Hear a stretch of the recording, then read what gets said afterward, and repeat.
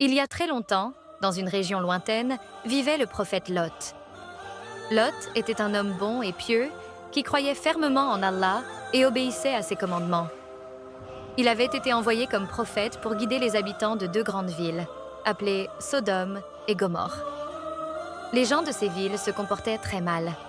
Ils ne suivaient pas les enseignements d'Allah et faisaient beaucoup de mauvaises actions. Ils ne respectaient pas les droits des autres et faisaient preuve de grande méchanceté. Ils avaient également des comportements que Lot savait contraires à la volonté d'Allah. Le prophète Lot essayait chaque jour de leur expliquer que leurs actions étaient mauvaises et qu'ils devaient changer leur comportement. Il leur disait que s'ils n'obéissaient pas à Allah, une terrible punition viendrait sur eux. Mais les gens de Sodome et Gomorrhe ne voulaient pas écouter Lot. Ils se moquèrent de lui et refusaient de changer.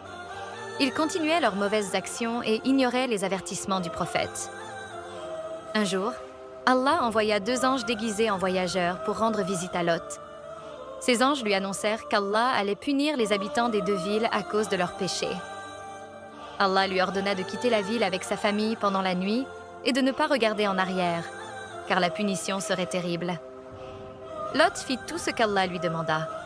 Il prit sa famille et quitta la ville avant l'aube. Mais sa femme, qui ne croyait pas vraiment aux paroles de Lot, regarda en arrière malgré l'avertissement. Malheureusement, elle fut aussi touchée par la punition. Au matin, Allah envoya une grande tempête qui détruisit totalement les villes de Sodome et Gomorrhe. Les habitants furent anéantis à cause de leur mauvais comportement et de leur refus d'écouter le prophète Lot.